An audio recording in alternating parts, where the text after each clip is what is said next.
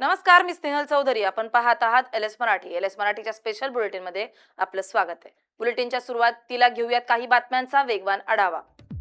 सरकार चर्चेस तयार असल्याचा अमित शहांचा दावा. तर चर्चा करायची की गोंधळ याचा निर्णय विरोधकांनी घ्यावा.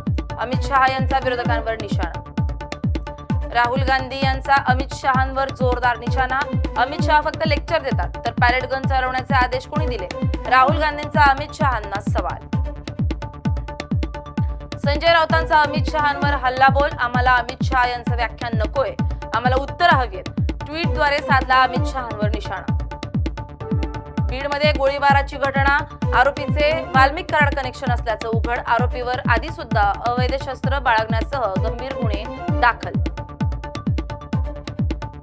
बीडमध्ये घुले कुटुंबियांचे गेल्या 8 दिवसांपासून उपोषण सुरूच. व्यापक आंदोलन उभारण्याची बीडमध्ये तयारी. 15 ऑगस्ट पर्यंत आरोपींना अटक न झाल्यास उग्र आंदोलनाचा इशारा. गोकुळच्या 193 दूध संस्थांचे अवसायनाचे आदेश न्यायालयाकडून रद्द. मतदानाचा हक्क मिळण्याचा मार्ग मोकळा होणार. या आपण पाहिल्या काही वेगवान हेडलाईन्स. आता पाहूयात सविस्तर बातम्या. वळूयात पहिल्या बातमीकडे. सामाजिक सलोखा बिघडवणारी वक्तव्य करून जातीय तेढ निर्माण करत असल्याचा आरोप करत मनोज जरांगे यांच्या विरोधात बारामती शहर पोलीस ठाण्यात तक्रार अर्ज दाखल करण्यात आलाय. समस्त ओबीसी समाजाच्या वतीनं हा अर्ज पोलीस निरीक्षकांना देण्यात आलाय. मनोज जरांगे हे ओबीसी समाजाचे नेते आणि मुख्यमंत्री देवेंद्र फडणवीस यांच्याबद्दल अपशब्द आणि आक्षेपार्ह भाषा वापरत असल्याचा आरोप तक्रारदारांनी केलाय. समाजाचे नेते मनोज जरांगे यांनी ओबीसी नेते चंद्रशेखर बावनकुळे जे राज्याचे मंत्री आहेत त्यांच्या विरोधात सातत्यानं त्यांच्या माध्यमातून आक्षेपार्ह वक्तव्य केलं जाते आणि या संदर्भात आता बारामतीमधील तेली समाजाने ओबीसी समाजाच्या वतीनं पोलीस प्रशासनाला एक निवेदन देण्यात आलं आणि मनोज जरांगे यांच्या माध्यमातून जे वक्तव्य सातत्याने केले जात आहेत त्यांच्यावरती कायदेशीर कारवाई करावी अशी मागणी त्यांच्याकडून करण्यात आली. खरं तर आपल्यासोबत जे ओबीसी बांधव आहेत आपण त्यांच्याशी बातचीत करण्याचा प्रयत्न करू. काय सांगाल? पोलीस प्रशासनाला भेटला, निवेदन दिलं, काय मागणी आहे प्रामुख्याने? एक वेडछाप माणूस महाराष्ट्रामध्ये अतिशय चुकीच्या पद्धतीने महाराष्ट्रामध्ये बदनामी करण्याचं ओबीसी समाज, मराठा समाज व संपूर्ण महाराष्ट्राची घडी विस्कटवण्याचं काम करतायत. त्याच्यावरती गुन्हा नोंद झाला पाहिजे, आमची अशी प्रमुख मागणी केलेली आहे. त्यांच्या आंदोलनाची दिशा अशी आहे की माझी माणसं, काही माणसं महाराष्ट्रामध्ये चोऱ्या करतील, दरोडे टाकतील, परंतु त्या चोरांना चोर म्हणायचं नाही, दरोडेखोर म्हणायचं नाही. जर त्यांना तुम्ही दरोडेखोर म्हणसाल, ओबीसी मध्ये चुकीचे डॉक्युमेंट काढून ते घुसतील, तिथे निवडून येतील आणि ओबीसीच्या ताटातलं खातील, अशा माणसाला तुम्ही दरोडेखोर म्हणायचं नाही. जर तुम्ही दरोडेखोर म्हणला तर आम्ही त्याच्या विरोधात आव्हान देऊ, आम्ही सभा घेऊ आणि इथल्या ओबीसी चळवळ ब्रेक करू, इथल्या मुख्यमंत्र्याला निंदा करू. अशा प्रकारचं अतिशय अश्लील पद्धतीचं जे काम चाललेलं आहे त्याचा निषेध आम्ही करतो. ओबीसी समाज म्हणून करतो, महाराष्ट्राचा नागरिक म्हणून करतो. त्यामुळं महाराष्ट्राच्या संस्कृतीला धोका निर्माण झालाय, इथल्या व्यवस्थेला धोका निर्माण झालाय. कारण एक एडछाप माणूस रोज इतकं वाईट बोलतोय, चुकीचं बोलतोय, त्याचं खऱ्या अर्थाने सुज्ञ समाजानं समर्थन करू नये असे आव्हान आम्ही करण्यासाठी इथं आलो. तर एकीकडे जे सरकारमधले मंत्री आहेत प्रसाद लाड हे एकीकडे हाकेंना हाके असा शब्द प्रयोग करतात आणि मनोज जरांगेंना जरांगे पाटील शब्द प्रयोग करतात. कुठेतरी या सगळ्या गोष्टीला सरकार देखील तितकंच जबाबदारी असं वाटत नाही? सरकारनं सुद्धा ह्याच्यामध्ये योग्य भूमिका घेतली पाहिजे, कारण की चुकीच्या माणसाला चुकीचं मानण्याची भूमिका घेतली पाहिजे. आपण कुठेतरी खोट्या लोकांना, चुकीच्या व्यवस्थेला समर्थन देतोय का ह्याचे सुद्धा निरीक्षण आणि त्याच्यावरती भूमिका सरकारनं घेतली पाहिजे. काल सुद्धा मुख्यमंत्री देवेंद्र फडणवीस साहेबांनी ओबीसी समाजाची भूमिका मांडलेली, कारण की त्यांना सांगितलेले अशा भाषा वापरणं योग्य नाही. ओबीसी समाजातल्या एका व्यक्तीला पूर्वी आपण पाहिलं, भुजबळ साहेबांना टार्गेट केलं गेलं, मधल्या काळात धनंजय मुंडेंना टार्गेट केलं गेलं, पंकजा मुंडेंना टार्गेट केलं गेलं, आता बावनकुळे साहेबांना टार्गेट केलं जाते. अशा पद्धतीने एका समाजाला टार्गेट करून ओबीसी समाजाचं मनोबल खच्ची करण्याचं काम काही मंडळी करतायत. त्याचा खऱ्या अर्थाने आम्ही ह्याचा निषेध करतो, परंतु येणाऱ्या काळामध्ये हे चालणार नाही. संपूर्ण ओबीसी समाज ह्याचा निषेध करतोय आणि सुज्ञ समाजानं सुद्धा ह्याच्या भूमिकेच्या विरोधात गेलं पाहिजे असं माझं म्हणणं आहे. जरांगे पाटील जी भाषा वापरत आहेत ही भाषा कितपत योग्य आहे? कारण सातत्यानं जे मंत्री आहेत, मंत्र्यांचा जे ओबीसी मंत्री आहेत त्यांचा एकेरी उल्लेख केला जातोय, त्यांना आई बहिणीने शिवाय दिल्या जात आहेत. नाही, त्याच्यासाठी तर आम्ही आज इथं निवेदन द्यायला आलोय ना, की हा जो येड्यागत वागतोय, उद्या रोज उठतोय, प्रेस पत्रकार घेतोय आणि काही लोकांना घेऊन किंवा मराठा समाजातील तरुणांची डोकी भडकून ओबीसी समाजाला टार्गेट करण्याचा जो काम करते त्याच्यावर योग्य ती कारवाई करण्यासाठी तर आम्ही आज इथं आलेलो आहेत. काय मागणी केली प्रशासनाला? की त्याला योग्य ती समज द्यावी. त्याच्यावर जे काय कलमांतर्गत गुन्हे त्यांनी जे काय भाष्य केले फडणवीसांवर, बावनकुळेंवर किंवा इतर सरकारवर किंवा सरकारच्या आईचा मी नवरा आहे असं जे काय वाक्य केले त्याच्यामुळं आणि ओबीसी मराठा यांच्यामध्ये येणाऱ्या काळामध्ये तीव्र स्वरूपाचा संघर्ष निर्माण होऊन महाराष्ट्रामध्ये दंगली होण्याचे चान्सेस हा व्यक्ती 100% अंमलात आणतोय. म्हणजे ह्याच्यावर जे काही गुन्हे त्या अंतर्गत येतात ते 100% दाखल करावे, नाही तर आम्हाला येणाऱ्या काळामध्ये वेगळ्या स्वरूपाचं आंदोलन करावं लागेल. आणि त्या स्वरूपात म्हणजे हा समाज उठला की समोरचा समाज उठणार, समोरचा उठला की हा उठणार, हे संघर्ष चालू होणार. तर याची योग्य दखल घेऊन पोलिसांनीच कारवाई करणं गरजेचं आहे. त्यांच्या हातात सगळे, त्यांनी कारवाई केली तर आम्हाला काय करायची गरजच लागणार नाही. वळत पुढच्या बातमीकडे. पुढची बातमी आहे नाशिक मधून. अखिल भारतीय हिंदू महासभेच्या राष्ट्रीय अध्यक्षपदी महंत अनिकेत शास्त्री महाराज यांनी वर्णी लागली असून 111 वर्षांनी हे पद महाराष्ट्राला मिळाले. खरं तर स्वातंत्र्यवीर सावरकर यांनी स्थापन केलेल्या अखिल भारतीय हिंदू महासभा यांच्या अध्यक्षपदावर आजवर अनेक मोठे नावं होते. मात्र स्वातंत्र्यवीर सावरकर यांच्या जन्मभूमी असलेल्या नाशिकलाच हा मान 111 वर्षांनंतर मिळाला. या पदाचा आता आगामी कुंभमेळ्यात किती फायदा होतो आणि स्वातंत्र्यवीर सावरकर यांना मरणोत्तर भारतरत्न द्यावा अशी देखील मागणी त्यांच्याकडे करण्यात येते. या सर्व संदर्भात महंत अनिकेत शास्त्री यांच्याशी बातचीत केली आहे आमचे प्रतिनिधी वैभव घुगे यांनी. पाहूयात. सावरकर यांनी स्वतः स्थापन केलेला अखिल भारत हिंदू महासभाच्या राष्ट्रीय अध्यक्षपदी आता महंत श्री अनिकेत शास्त्री यांची वर्णी लागलेली आहे. आणि जवळपास 111 वर्षानंतर माझ्या माहितीपर्यंत हे जे पद आहे हे महाराष्ट्राला भेटलेलं आहे. काय नेमकं सांगाल, इतके वर्ष का लागले महाराष्ट्रापर्यंत हे पद यायला, आणि स्वतः स्वातंत्र्यांच्या भूमीतलं हे पद आहे आता आपल्याला भेटले आहे, काय नेमकं याबाबत? नमस्कार. भारत भूमीला मी वंदन करतो आणि या पदासाठी ज्या पक्षश्रेष्ठींनी माझी निवड केलेली आहे त्यांचे मी स्वागत करतो आणि आभार व्यक्त करतो. त्याचबरोबर या पक्षाच्या जे स्वातंत्र्य सैनिक, स्वातंत्र्यवीर आणि राष्ट्रभक्त जे होऊन गेलेले आहेत पूर्वाध्यक्ष, त्या सर्वांना मी नमन करतो. आणि त्यांनी जे स्वप्न बघितलेलं होतं अखंड हिंदुस्तान, अखंड हिंदू राष्ट्र, त्या स्वप्नपूर्तीसाठी मी इथून पुढे देव, धर्म, देश यांच्यासाठी अविरत कार्य करीत राहीन. महंतजी, खरं तर बघायला गेलं तर स्वातंत्र्यवीर सावरकरांना अनेक दिवसांपासून मागणी होती की मरणोत्तर जे आहे तो भारतरत्न पुरस्कार प्रदान करावा. आता आपण या ठिकाणी राष्ट्रीय अध्यक्ष म्हणून बसला आहात, काय आता यापुढे आपण भूमिका घेणार या सर्व संदर्भात? आपल्या भारताचे सरकार हे विनायक दामोदर सावरकर स्वातंत्र्यवीर, हिंदू हृदय सम्राट यांच्या विचारांचे पाईक सरकार आहे. त्यामुळे मला पूर्ण विश्वास आहे की भारत सरकार स्वातंत्र्यवीरांना भारतरत्न पुरस्कार लवकरात लवकर जाहीर करेल. आणि मी तर म्हणेल, सावरकरजी हे स्वातंत्र्यवीर सावरकर हे भारतरत्नाच्याही पलीकडचे व्यक्तिमत्व आहे. परंतु आम्ही सर्व सावरकरांचे अनुयायी, त्यांचे भक्त, आमची प्रखर इच्छा आहे की त्यांना भारतरत्न मिळावा आणि तो भारतरत्न मिळेपर्यंत आमचा लढा हा सुरू राहील. काँग्रेसमधून जे आहे अनेक वेळा जो आहे स्वातंत्र्यवीर सावरकरांना भारतरत्न मिळू नये यासाठी मोठे प्रयत्न करण्यात आले होते. अनेक जे बडे नेते आहेत ते देखील या गोष्टीला विरोध करतात. त्या गोष्टीला आपण कसं सामर्थ्य घालू? सर्वप्रथम काँग्रेस या पक्षाला आम्ही सिरियस घेत नाही, कारण की काँग्रेस हा पक्ष मूळ भारतीयांचा पक्ष नाही.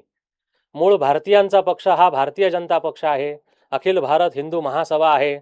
त्यामुळे काँग्रेसचं राजकारण जेव्हा आपण बघतो तेव्हा त्यांचं कायम राजकारण हे हिंदुत्व विरोधी आपल्याला बघायला मिळतं. त्याच्यामुळे ते हिंदूंना आणि हिंदू हृदय सम्राटांना विरोध करणारच, यात काही शंका नाही. महंतजी, खरं तर आता कुंभमेळा जो आहे तो आता काही महिन्यांवर येऊन ठेपलाय. खरं तर कामं जे आहेत ते अति संत गतीने सुरू आहेत. साधू महंतांनी देखील यावरती जो आहे तो अधिकाऱ्यांवर आक्षेप घेतला होता. अधिकाऱ्यांच्या बदल्या कराव्या, कामं जे आहेत ते लवकरात लवकर साधू महंतांना पूर्ण करून द्यावेत, अशा प्रकारची भूमिका घेतली होती, नाराजी व्यक्त केली होती. नेमकं काय या सर्व संदर्भात? नाही, एकमताने सर्वांनी नाराजी व्यक्त केलेली नाही आहे, परंतु काही संतांकडनं नाराजी व्यक्त जरूर झालेली आहे. परंतु मी या गोष्टीबद्दल हे म्हणेल की कुंभमेळा प्राधिकरण हे महाराष्ट्राचं अलीकडेच तयार झालेलं आहे. परंतु अन्य ठिकाणी कुंभमेळा प्राधिकरण हे गेल्या 5-10 वर्षापासून काम करत आहे. त्यामुळे हा फरक जरूर आहे की महाराष्ट्राचं कुंभमेळा प्राधिकरण हे फार उशिराने सुरू झालेलं, त्यामुळे कामाला सुद्धा उशिरा सुरू झालेले आहे. परंतु नाशिक जिल्हा हा यशस्वी मुख्यमंत्री देवेंद्र फडणवीस साहेबांनी दत्तक घेतलेला आहे. त्यामुळे ते या पुत्रावरती, नाशिक जिल्ह्यावरती अन्याय होऊ देणार नाही, अशी आम्ही सर्व संत समाजाकडनं, अखिल भारतीय संत समितीकडनं आम्ही पूर्ण विश्वास समाजाला देऊ इच्छितो. आणि लवकरच आपल्याला पुढच्या 4-6 महिन्यामध्ये नाशिकचा कायापालट होताना दिसेल, अशी मी आशाही व्यक्त करतो. अखिल भारतीय संत समिती जी आहे आणि अखिल भारतीय हिंदू महासभा हे जे पद आपल्याकडे आहे, याचा कशा प्रकारे आता कुंभमेळ्यासाठी काय फायदा होऊ शकतो नेमका? आपल्या वेदांमध्ये सांगितलेलं आहे, संगच्छदवम संवदध्वम संभो मनांसी जानामी. अर्थात आपण सर्वांनी एक मताने, एक विचाराने, राष्ट्र प्रथम ह्या भावनेने आपण सर्व कार्य करणारे लोक आहोत. सर्वांना आपल्या आईवडिलांकडनं संस्कार मिळतात, परंतु त्यानंतरचे जे संस्कार असतात ते या भूमीमध्ये साधू संतांद्वारे मिळतात. त्यामुळे अखिल भारत हिंदू महासभा असेल, अखिल भारतीय संत समिती असेल, हे संतांच्या संरक्षणासाठी आणि संतांचे विचार समाजापर्यंत यथावत पोहोचावे, आपली पिढी, राष्ट्र हे सुसंस्कृत घडावं, यासाठी सदा सर्वदा कार्यरत असणार आहे. आणि सरकारला आमचे निवेदन आहे, मागणी आहे की जे कुंभमेळा प्राधिकरण बनलेलं आहे आणि साधू संतांमध्ये आणि अधिकाऱ्यांमध्ये जो सुसंवाद होत नाहीये, त्यासाठी उपाय म्हणून प्राधिकरणामध्ये स्थानिक साधू संतांना, धर्माचार्यांना, धर्म मार्गदर्शकांना त्याच्यामध्ये स्थान मिळावं, जेणेकरून हा वाद संपुष्टात येईल. नक्कीच आपण जर बघितलं तर महंत अनिकेत शास्त्री जे आपल्या सोबत होते, त्यांना नुकतंच जे आहे त्यांची वर्णी अखिल भारतीय हिंदू महासभेच्या राष्ट्रीय अध्यक्षपदी लागलेली आहे आणि स्वातंत्र्यवीर सावरकरांना मरणोत्तर भारतरत्न द्यावा अशी मागणी देखील ते यापुढे घेऊन जाणार आहेत, असं त्यांच्याकडून सांगण्यात आलंय. वळूयात पुढच्या महत्वाच्या बातमीकडे. गिरीश महाजन जळगावातून प्रतिक्रिया देताना म्हणतायत, जळगावात कुंभमेळ्याच्या कामांच्या बनावट वर्क ऑर्डर घोटाळ्यानं खळबळ उडाली आहे. या प्रकरणात जामनेरमधील दोघांना अटक, तर मुख्य आरोपीसह आणखी 5 ते 7 जणांचा शोध सुरू आहे. अटकेतील तनय महाजन हा दूरचा नातेवाईक असला तरी कुणाची हयगा केली जाणार नाही, असा मंत्री गिरीश महाजनांचा इशारा आहे. या घोटाळ्यात आणखी मोठी नावं आणि मोठ्या रकमेच्या व्यवहारांची माहिती समोर येत असल्यानं तपासाला वेग आलाय. हाच या सगळ्या कुंभमेळ्याच्या ज्या बनावट टेंडर प्रकरणातला मास्टर माइंड असल्याचं सांगितलं जात आहे. मला वाटतं की याच्यामध्ये अजूनही मोठे आहेत की त्यांनी मोठी रक्कम घेऊन ठेवली असेल. माझ्याकडे आता पुन्हा बातमी आलेली किंवा माझ्याकडे तक्रार आलेली आहे. कोणी असेल, तनय महाजन असो का कुठला अजून तो मुस्लिम शकील असो का अजून 5-7 नाव आहेत माझ्याकडे, कोणी असो, कोणालाही सोडलं जाणार नाही. मी पोलिसांना अगदी सक्त सूचना दिलेल्या आहेत की याच्यामध्ये कोणालाही सोडायचं नाही, अगदी कठोर कारवाई त्यांच्यावर करायची, कुठली कलम त्यात सोडायची नाही. या पुढे असं कोणी धजावणार नाही, कारण हे आता नाही, हे आधी पण झालेलं आहे आणि या लोकांकडून झालेलं आहे. मी पुन्हा सांगतो, त्यामुळे इथे कोणी नातेवाईक आहे, कोण कोणाचं काय अजिबात बघायचं नाही. अतिशय कठोर कारवाई त्यांची करा, त्यांच्या तोंडून सगळं उघडवा. कोणी कोणी अजून काय काय केलंय, कोणाकोणाला त्यांनी वर्क ऑर्डर दिलेले आहेत, त्याच्यामध्ये कोणाची हायगाय केली जाणार नाही. आपले नातेवाईक आहे किंवा भाजपचे कार्यकर्ते महाजन नावाचा संदर्भ लक्षात घेऊन जर असं कोणी सांगत असेल तर मला या लोकांना वाटतं- तुम्ही काय आवाहन करणार मला पुढच्या काळात? वाटतं कोणाला नाही, मी तेच आवाहन करणार आहे की या ठिकाणी कोणी अशा भूलथापांना बळी पडू नका. बिना वर्क ऑर्डरने, म्हणजे बिना टेंडर भरता तुम्ही 100-100, 150 कोटी रुपयाचे वर्क ऑर्डर घेतात, म्हणजे आपली चूक आहे. जे वर्क ऑर्डर घेतायत हे असं कसं काय, म्हणजे ते मोठी लोक आहेत, त्या क्षेत्रातले लोक आहेत, आणि ते असं कसं काय करू शकतात की 150 कोटीची ऑर्डर मिळाली, 100 कोटीची वर्क ऑर्डर मिळाली, 90 कोटीची मिळाली, आणि ते पोलीस खात्याची. पोलिसांना जेवण पुरवा, पोलिसांना पाणी पुरवा, पोलिसांना मॅट्रेस द्या, गाद्या द्या, चटया द्या, अशा पद्धतीने त्या वर्क ऑर्डर लिहिलं गेलं. मी ते सगळं तुम्हाला दाखवलं, ते सगळं त्या दिवशी जगाला दाखवलं मी त्या दिवशी. आणि म्हणून हे अगदी सगळं चुकीचं आहे, ही 420च आहे, ही फसवणूक आहे. आणि म्हणून त्याच्यामध्ये कोणी असलं, मी पुन्हा सांगेल की मी स्वतः तक्रार केलेली आहे मला कळाल्याबरोबर, आणि जर कोणी असलं तर त्याला सोडलं जाणार नाही. वळूयात पुढच्या महत्वाच्या बातमीकडे. प्रसूती काळांनी विव्हळणाऱ्या महिलेला वेळेत तपासणी न केल्याचा गंभीर आरोप पेण उपजिल्हा रुग्णालयातील डॉक्टरांवर झालाय. या प्रकरणात ऑन ड्युटी नर्सला शिवीगाळ करून मारहाण केल्यानं संबंधित डॉक्टरांविरोधात पेण पोलीस ठाण्यात गुन्हा दाखल करण्यात आलाय. महिन्यापासून डॉक्टर कृष्णा म्हणून इथे गायनेकोलॉजिस्ट म्हणून कार्यरत आहेत. दिनांक 9 ऑगस्ट रोजी मी नाईट ड्युटीवर होते, त्या दरम्यान एक डिलिव्हरीची पेशंट आली, गौरी देवजी कडू, सारसई आपट्याची पेशंट होती. ती 8 महिन्याची गरोदर होती. तिला चेक करण्यासाठी डॉक्टर कृष्णा यांना फोन केला. त्यांचा इनकमिंग कॉल बंद होता, त्यामुळे आम्ही त्यांना लेखी कॉल पाठवला सिक्युरिटीकडे, पण ते आले नाही. त्याच्यामुळे आम्ही परत एकदा त्यांना कॉल करून त्यांचा कॉल लागला नाही, म्हणून लेखी कॉल पाठवला. परत त्यांनी रिटर्न कॉल केला व ते म्हणाले की पेशंट 8 महिन्याची गरोदर असल्यामुळे तिला तुम्ही अलिबाग सिव्हिल हॉस्पिटलला पाठवून द्या. त्याप्रमाणे डॉक्टर मराठे ड्युटीवर होते, त्यांच्याकडनं रेफरशीट भरून घेतली व पुढच्या हॉस्पिटलला पाठवण्याची व्यवस्था आम्ही सुरू केली, म्हणजे अँब्युलन्स अरेंज करण्याची व्यवस्था सुरू केली. 108 ला फोन केला, 102 ला फोन केला, पण 1 तास झाला तरी अँब्युलन्स काही उपलब्ध झाली नाही. त्याच्यामुळे पेशंटचा खूप वेळ झाला व पेशंटला डिलिव्हरीच्या काळा खूप जास्त चालू झाल्या व कशी तरी आम्ही डिलिव्हरी तिथे केली. त्यानंतर पेशंटची डिलिव्हरी होत नव्हती, म्हणून तिला थोडं इपिसेक्टोमी घ्यायला लागली. त्याच्यामुळे त्याला टाके मारावे लागतात नंतर. त्यासाठी डॉक्टरांना आम्ही फोन केला, पण ते काही आले नाही.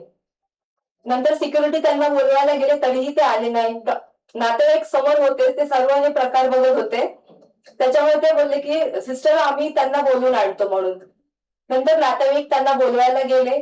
नातेवाईकांशी पण त्यांनी गैरवर्तन केलं, असभ्य भाषा बोलली व त्यांनी तिथून हाकलून दिले. पण नंतर थोड्या वेळाने ते तिथे आले, थोडे चाके मारले व नंतर बोलले की सिस्टर तुम्हीच करा, मी करणार नाही. नातेवाईकांना तुम्ही का तिथे पाठवले व असभ्य भाषेने माझ्याशी बोलायला लागले. नंतर मी महिला असल्यामुळे मी काही करू शकत नाही, त्याच्यामुळे त्यांचं व्हिडिओ शूटिंग मी करायला लागले. तर त्यांना त्याचा राग आला व त्या छत्रीने माझ्या हातावर 5-6 फटके मारायला लागले. माझा मोबाईल फोडला त्यांनी. पुढची बातमी आहे जालन्यातून. जालन्यातील बदनापूर तालुक्यातील 4 ते 5 गावातील शेतकरी आज सुकलेली कपाशीची झाडं घेऊन जिल्हाधिकारी कार्यालयावर धडकलेत.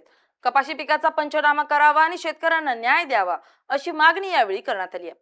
मागील 2 वर्षांपासून विविध कंपन्यांच्या कपाशीच्या वाणांची लागवड केल्यानंतर पीक साधारण 2 महिन्यांचं होतात झाडं सुकू लागतात. त्यामुळे संपूर्ण शेतशिवाराचं मोठं नुकसान होत असल्याचं शेतकऱ्यांनी सांगितलंय. याबाबत प्रशासनाने तातडीने शेतशिवारात पाहणी करून कपाशी पिकाची तपासणी आणि पंचनामा करावा, तसेच नुकसानग्रस्त शेतकऱ्यांना योग्य ती मदत द्यावी अशी मागणी यावेळी करण्यात आली आहे. मागण्यांकडे दुर्लक्ष झाल्यास येत्या काही दिवसात तीव्र आंदोलन छेडण्याचा इशारा शेतकऱ्यांनी दिलाय. भावनी बागरीचा अर्जुन ऋषीनाथ शिंदे, एक शेतकरी घरातला मुलगा. मी माझ्या शेतामध्ये अडीच एकर जवळपास मी श्रीरामा सीडचा पैसा वसुली वाण लागवड केलेली आहे. या कपाशीच्या पिकावरती मर रोगासारखा एक असा रोग आलेला आहे. कपाशीची वाढ खुंटून कपाशीचे पूर्ण सुकून झाडे सुकून याचं पूर्ण कपाशी पिकाचं नुकसान होत आहे. याच्यात आम्ही प्रशासनाकडे तक्रार केली असता प्रशासनाकडून उत्तर भेटतंय की या कपाशीसाठी हे वॉटर सोल्युबल खत सोडा, ते खत सोडा. याला कोणत्याही प्रकारचा आतापर्यंत याच्यावर पूर्वनियोजित असा एखादा असं मला इलाज झालेला नाही, समाधानकारक असा इलाज झालेला नाही. त्याच्यामुळे कपाशीच्या पिकावरती पूर्ण क्षेत्र असं आमचं पूर्ण बसलेलं आहे. जवळपास आमच्या गावाच्या क्षेत्रामध्ये जवळपास 300 ते 400 एकर जवळपास क्षेत्र हे पूर्ण बाधित झालेले. आता काय मागणी आहे? आता प्रशासनाकडून याचे तात्काळ पंचनामे करून किंवा वर सादर करून त्याच्यावर एक समाधानकारक असा इलाज त्यांच्याकडून आम्हाला सांगण्यात यावा किंवा त्याचे नुकसान भरपाई केली जावं, त्यांनी आमच्या करून द्यावी आम्हाला. पुढची बातमी आहे लातूरमधून. लातूरच्या हरंगुळ बुद्रुक गावच्या हद्दीतील अतिरिक्त MIDCतून ओढ्यात सोडल्या जाणाऱ्या दूषित पाण्याच्या समस्येसह गावातील अवैध दारू विक्रीच्या प्रश्नांकडे प्रशासनाचं दुर्लक्ष होत असल्याचा आरोप करत प्रशासनाच्या निष्क्रियतेचा निषेधार्थ ग्रामस्थांनी जिल्हाधिकारी कार्यालयासमोर उपोषणाला सुरुवात केली. विशेष म्हणजे या उपोषणात गावच्या सरपंचांसह ग्रामस्थ सहभागी झालेत. आज हरंगुळ बुद्रुकचे समस्त गावकरी मंडळ या ठिकाणी कलेक्टर ऑफिसच्या समोर उपोषणाला बसलेले. त्या गावातल्या प्रमुख 4 मागण्या आहेत. सगळ्यात पहिली मागणी आहे की या गावाला MIDC आहे आणि या MIDCचं जे घाण पाणी आहे, या घाण पाण्यामुळं बोरला, विहिरीला आणि गावातल्या प्रमुख नाल्याला, ओढ्याला प्रचंड मोठ्या प्रमाणात घाण पाणी येत आहे. त्या घाण पाण्यामुळे जनावरांना आणि माणसांना पिण्याचं फार मोठा प्रश्न निर्माण झालेला आहे. जमीन नापीक झालेली आहे आणि वारंवार ग्रामपंचायतनं याचा पाठपुरावा करून सुद्धा ते घाण पाणी थांबवायच्या कोणी तयारीमध्ये दिसत नाही. आणि नुसतं घाण पाणी नाही तर त्या पाण्याचा वास येतो आणि त्या रात्रभर त्या पाण्याच्या वासामुळे या ठिकाणी प्रचंड टीबीचे, दम्याचे आणि कॅन्सरचे पेशंट या गावामध्ये मोठ्या प्रमाणात वाढलेले आहेत।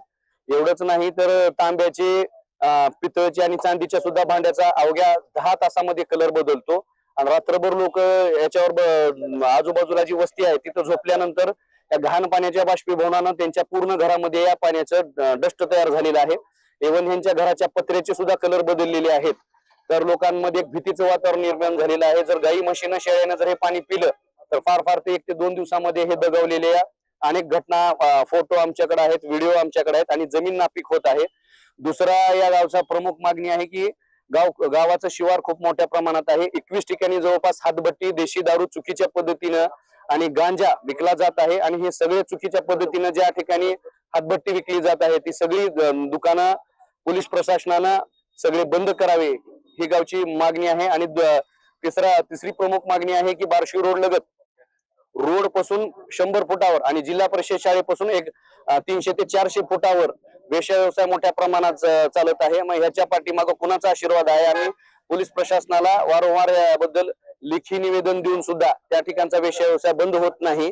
तर हा वेश्या व्यवसाय बंद व्हावा आणि आमच्या गावातल्या ज्या महिलांमध्ये भीतीचं वातावरण निर्माण झालेलं आहे, गावातली जी तरुण पिढी या ठिकाणी व्यसनाधीनता झालेली आहे, ही गावाच्या भविष्यासाठी हे या ठिकाणी मोठ्या प्रमाणात आंदोलन करण्यात आलेलं आहे आणि कुठल्याही प्रकारचा प्रशासनाचा कसलाही दबाव या कोणत्याही लोकांवर नाही। 1 ते 2 दिवस हे सगळे कारभार बंद होतात, तिसऱ्या दिवशी याच्यापेक्षा मोठ्या प्रमाणात सगळं चालू होत आहे।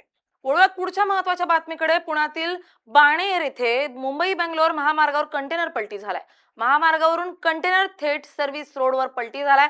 सुदैवाने यात जीवितहानी झालेली नाहीये, मात्र चालक जखमी झालाय।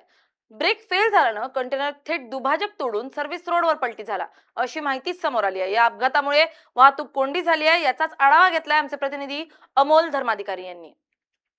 बेंगलोर महामार्गाच्या जवळ बाणेर येथे आपण पाहतोय की एक कंटेनरचा ब्रेक फेल झाल्यामुळे तो अक्षरशः रस्त्यावरून सर्व्हिस रोडवर कोसळलेला आहे। आपण ही दृश्य पाहतोय की सध्या या कंटेनरला बाहेर काढण्याचं काम आहे ते युद्धपातळीवर सुरू झालेलं आहे। हा मुंबई बेंगलोर महामार्ग आहे आणि याच महामार्गाचा कठडा तोडून हा ट्रक आहे तो थेट सर्व्हिस रोडवर पलटी झालेला आहे। हे दृश्य आपण पाहतोय। भला मोठा हा कंटेनर आहे आणि या कंटेनरचा ब्रेक फेल झाल्यामुळं तो थेट या दुभाजक तोडून सर्व्हिस रोडवर गेला असं म्हटलं जात आहे। पूर्णपणे हा ट्रक आहे तो पलटी झालेला आहे। सध्या 2 क्रेनच्या साह्यानं हा कंटेनर बाजूला काढण्याचं काम आहे ते केलं जात आहे। या अपघातामध्ये जो कंटेनर चालक आहे तो जखमी झालेला आहे अशी सुद्धा माहिती आहे ती समोर येत आहे। पण मुंबईच्या दिशेनेवरून पुढं पुण्याच्या दिशेने जाणारा हा रस्ता आहे आणि याच रस्त्यावरून हा भला मोठा कंटेनर आहे तो पलटी झाल्याचं आपल्याला या दृश्यातून पाहायला मिळते। अक्षरशः हा जो दुभाजक आहे तो तोडून हा कंटेनर विरुद्ध म्हणजे सर्व्हिस रोडला आहे तो गेलेला आहे। सध्या या अपघातामुळं या मुंबई बेंगलोर महामार्गावर काहीशी वाहतूक आहे ती कोंडी झालेली पाहायला मिळते। धीम्या गतीनं वाहतूक या ठिकाणावरून सुरू आहे, पण याच महामार्गावरून हा दुभाजक तोडून हा कंटेनर थेट सर्व्हिस रस्त्यावर पलटी झाल्याचं दृश्य हे आपल्याला पाहायला मिळते। सुदैवाने यामध्ये कोणतीही जीवितहानी झालेली नाहीये, पण या अपघातामुळे वाहतूक कोंडी मात्र मोठ्या प्रमाणात झालेली आहे। बाणेर परिसरामध्ये हा अपघात काही वेळापूर्वी झालेला आहे। आता हा सर्व्हिस रोड आहे तो सुद्धा वाहतुकीसाठी बंद ठेवण्यात आलेला आहे, पण पूर्णपणे हा कंटेनर कशा पद्धतीने पलटी झालेला आहे हे आपल्याला या दृश्यांमध्ये पाहायला मिळते। खरं तर हा संपूर्ण रस्ता रहदारीचा आहे।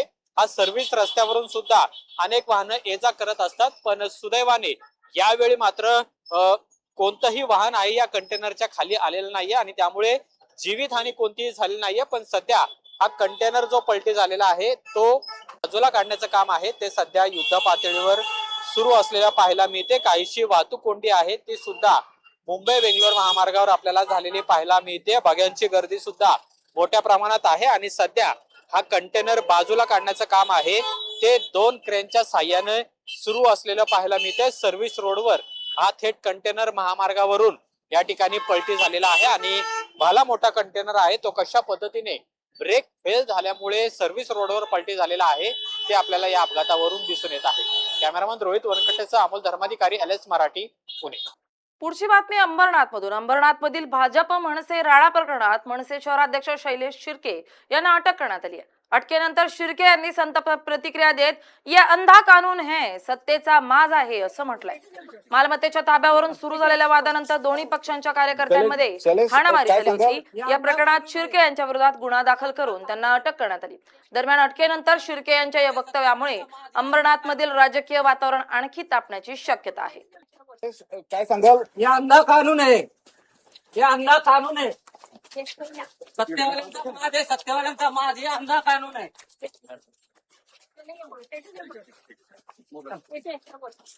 या पहिल्या आपण काही सविस्तर बातम्या. आता वळूयात आत्ताच्या महत्त्वाच्या घडामोडींकडे. महाराष्ट्र एटीएस ची मोठी कारवाई. महाराष्ट्र एटीएस कडून 9 ऑगस्ट 2026 ला 9,40,00,000 ड्रग्ज जप्त. एक पुरुष आणि 2 परदेशी महिला आरोपी अटकेत. अमरावतीतील पोलीस आयुक्त राकेश ओला अचानक रस्त्यावर. अमरावती शहरातील वाहतुकीचा आढावा. वाहतूक नियमांचं पालन करण्याचं आवाहन. गडचिरोलीच्या कमलापूरमध्ये 9 गजराज ठरले पर्यटकांचं आकर्षण. कमलापूरची पर्यटन स्थळ म्हणून नवी ओळख. जागतिक हत्ती दिनानिमित्त हत्ती कॅम्प परिसरात विद्यार्थ्यांची आणि पर्यटकांची मोठ्या संख्येनं हजेरी. धाराशिव शहर आणि परिसरात पावसाची हजेरी. पावसानं हजेरी लावल्यामुळे पिकांना जीवदान. शेतकऱ्यांना मोठा दिलासा. गडचिरोलीतील जपतलाई आदिवासी आश्रम शाळेतील विद्यार्थ्यांच्या मृत्यूने संताप. सर्पदंशामुळे 3 विद्यार्थ्यांचा मृत्यू तर 3 विद्यार्थी गंभीर. औंढा नागनाथ आदिवासी संघटनेच्या वतीनं दोषींवर कारवाईच्या मागणीचे निवेदन. जालन्यातील मेरखेडा येथे पूर्णा नदी पात्रात अनोळखी इसमाचा मृतदेह आढळल्यानं परिसरात एकच खळबळ. घटनेचा पुढील तपास पोलिसांकडून सुरू. सिंधुदुर्गच्या पाळे या गावात हत्तींचा धुमाकूळ. काजू केळी बागा उद्ध्वस्त. कंपाऊंडची देखील मोडतोड. शेतकरी आणि बागायतदारांमध्ये भीतीचं वातावरण. पुण्यात दारूच्या नशेत 4 चाकीतून तरुणांची स्टंटबाजीचा व्हिडिओ सोशल मीडियावर व्हायरल. डेक्कन पोलिसांकडून 4 आरोपींना अटक. आरोपींविरोधात गुन्हा दाखल. या होत्या आत्ताच्या घडीच्या काही महत्त्वाच्या घडामोडी. पात्रा LS मराठी, सत्याची नवी दिशा.